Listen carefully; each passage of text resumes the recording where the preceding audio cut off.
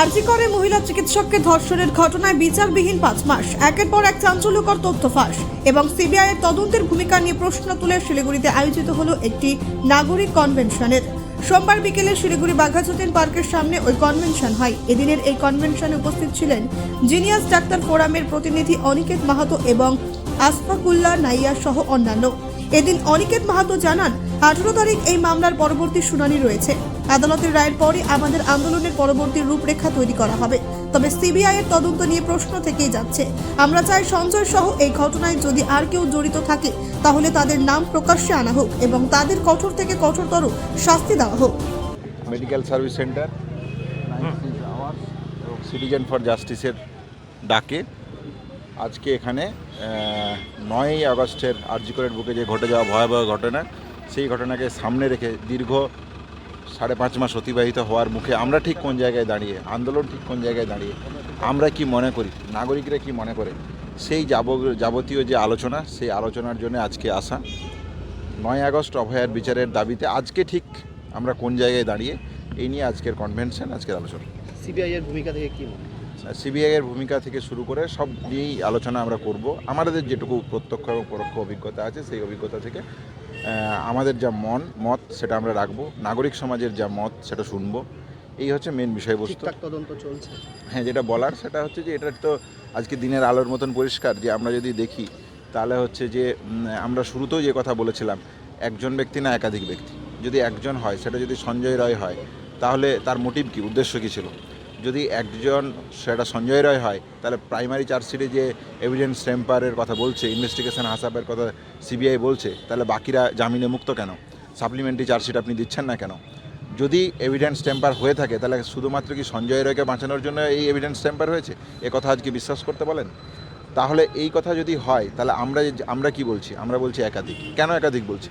যে ওই যে ঘটনা, আর একজন সিভিক ভলান্টিয়ার সঞ্জয় রায় যদি একুজড হয়, সে কীভাবে এই ধরনের একটা ঘটনা আরজি কর মেডিকেল কলেজের অভ্যন্তরে ঘটাতে পারে? তাহলে এটা আমাদের অনুমানের জায়গা থেকে আমরা এই কথা বলেছিলাম। সাম্প্রতিককালে ফরেন্সিকের যে রিপোর্ট, সিএসএফএলের যে রিপোর্ট, সেই রিপোর্টে তো পরিষ্কারভাবে এক্সট্রা ডিএনএর প্রেজেন্স আছে। তাহলে একজন সঞ্জয় রায়ের ডিএনএ ছাড়াও সেখানে আদার ডিএনএ মজুদ আছে। তাহলে স্বাভাবিকভাবে এই কথা দিনের আলোর মতন পরিষ্কার যে এই ঘটনার সাথে একাধিক ব্যক্তি জড়িত। সেটা কজন?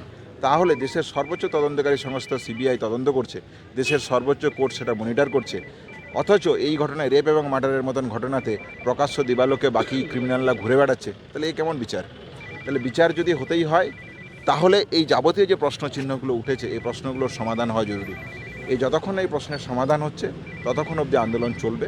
আন্দোলনের নানান ফর্ম সময় অনুযায়ী চেঞ্জ হয়, সেই চেঞ্জ অনুযায়ী চলবে। পশ্চিমবঙ্গ 18 তারিখে ফার্স্ট ট্র্যাক কোর্ট ডিসিশন নেবে, তারপরে আপনার কি ডিসিশন দেখে আপনি আগামী কি পদক্ষেপ নেবেন? ডিসিশন প্রথমে আসতে দিন, ডিসিশন আমরা দেখি, কোর্টের কী রায় আসছে সেটা দেখি। স্বাভাবিকভাবে আমরা যে কথাটা বলছিলাম, কোর্টের রায় থেকে আমরা কি চাই? আমরা চাই যে এক না একাধিক, এই কথাটা আপনি বলুন। মোটিভ কী ছিল আপনি বলুন।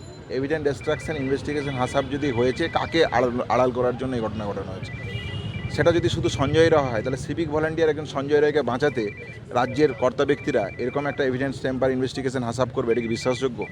তাহলে যদি বিশ্বাসযোগ্য না হয়, তাহলে কাকে বাঁচাতে চাইছে এবং মোটিভ কী ছিল, উদ্দেশ্য ছিল কেন? যদি আমরা উদ্দেশ্য না জানি, তাহলে আমরা কী করে বলবো যে এই ধরনের ঘটনা কেন ঘটলো? আর উদ্দেশ্য যদি না জানি, তাহলে ভবিষ্যতে এই ধরনের ঘটনা আরজি কর মেডিকেল কলেজে ঘটবে না, এটা আমরা কী করে বুঝবো? তাহলে মোটিভ কী ছিল, উদ্দেশ্য ছিল।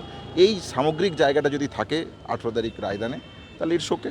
যদি না থাকে, তাহলে আন্দোলনে একমাত্র পথ যেটা আমরা বেছেছি, সেই অনুযায়ী আন্দোলন চলবে। আন্দোলনের ফর্ম, কর্মসূচি কী হবে, সেটা সেই সময় বিবেচনা করে সেই অনুযায়ী নির্ধারিত হয়। পশ্চিমবঙ্গ ফার্মাসিউটিক্যালসে আরএল নিয়ে ল্যাকটেকটা নিয়ে একটা বিতর্ক উঠছে, এটা নিয়ে আপনাদের কি মনে হচ্ছে? যে কথা পরিষ্কারভাবে বলতে চাই সেটা হচ্ছে এটাই, যে এই আন্দোলনকে কেন্দ্র করে যেমন 9ই আগস্টের যে ঘটনা, রেপ এবং মার্ডারের মতন ঘটনা উঠে এসেছিল, এর পাশাপাশি যে জায়গাটা উঠেছে সেটা হচ্ছে স্বাস্থ্য দুর্নীতি এবং স্বাস্থ্যের ইনফ্রাস্ট্রাকচার যে ভালোভাবে গড়ে তোলা প্রয়োজন, সে কথা আমরা আমাদের আন্দোলনে বহু সময় বলেছি। আমরা বলেছি সেন্টার রেফারেল সিস্টেম কেন প্রয়োজন, আমরা বলেছি ব্যাড ভ্যাকেন্সি মনিটর সিস্টেম কেন প্রয়োজন। তাহলে এই প্রশ্নগুলো আমরা বিভিন্ন সময় তুলেছি। কেন ডাক্তারের অপ্রতুলতা কমানোর জন্য জিডিএমে রিক্রুটমেন্ট করতে হবে, হেলথ রিক্রুটমেন্ট বোর্ডের যে দুর্নীতি, সেই দুর্নীতি তদন্ত করুন, কলেজে ওভারঅল যাতে একটা সুস্বাস্থ্যকর পরিবেশ থাকে, সেই পরিবেশ বজায় রাখুন। তাহলে হেলথ ইনফ্রাস্ট্রাকচার একটা গুরুত্বপূর্ণ প্রশ্ন আমরা রেখেছিলাম। আমরা মনে করেছিলাম যে স্বাস্থ্য দুর্নীতির যে জায়গা মেডিকেল কলেজগুলোর অভ্যন্তরগুলোতে চলছে এবং স্বাস্থ্যের ক্ষেত্রে চলছে, জাস্ট হেলথ ইনফ্রাস্ট্রাকচার গড়ার পক্ষে অন্তরায় হয়ে দাঁড়াচ্ছে। তাহলে সেই জায়গা থেকে স্বাস্থ্য অধিকর্তার অপসারণের কথা আমরা বলেছিলাম। তাহলে এই আলের নিয়ে আজকের এই ঘটনা এবং যে প্রসূতি মৃত্যুর যে ঘটনা ঘটছে, এইগুলো যদি আমরা একটু বিশদে দেখি, তাহলে দেখতে পাবো এইটা শুধুমাত্র আজকে মেদিনীপুর মেডিকেল কলেজে ঘটেছে এরকম নয়। তাহলে এটা বিচ্ছিন্ন নয়, বিভিন্ন মেডিকেল কলেজে, north Bengal medical college, R G Kar, Calcutta medical college, সমস্ত জায়গাতে যদি আপনারা maternal mortality death audit check করে দেখেন, তাহলে এই ধরনের প্যাটার্নের মৃত্যু বহু জায়গায় ঘটনা ঘটেছে।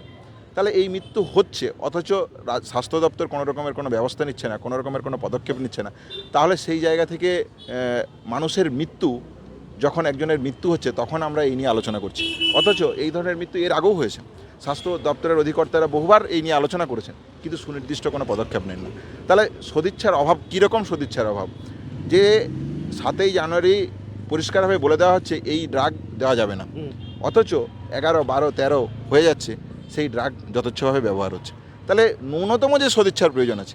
আমি মানলাম যে ওই সময় এর আগেও এই ধরনের ঘটনাতে মানুষ মারা গেছে, তারা তদন্ত করেছে, কিন্তু তদন্ত তো আলোচনা তো হলো, কিন্তু আপনি স্টেপ নিন, আপনাকে যে জন্য রাখা হয়েছে সেই পদক্ষেপটা তো আপনাকে নিতে হবে।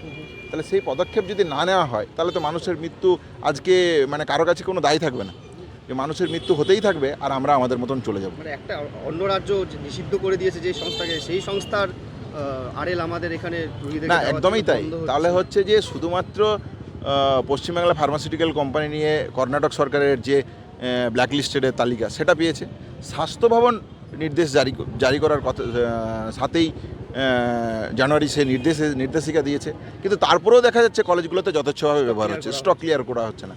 তাহলে এটা তো পরিষ্কারভাবে বোঝা যাচ্ছে যে আমরা মনে করি না সদিচ্ছার কোনো প্রয়োজন আছে বলে, যে সদিচ্ছার জায়গাটা বারবার এই আন্দোলন থেকে উঠে এসেছে। কেন আমরা লাইভ স্ট্রিমিং চেয়েছিলাম, সদিচ্ছার জায়গাতে আটকাচ্ছে। তাহলে সদিচ্ছার যে প্রশ্ন, স্বচ্ছতার যে প্রশ্ন, সেই প্রশ্নটা আমরা দেখতে পাচ্ছি।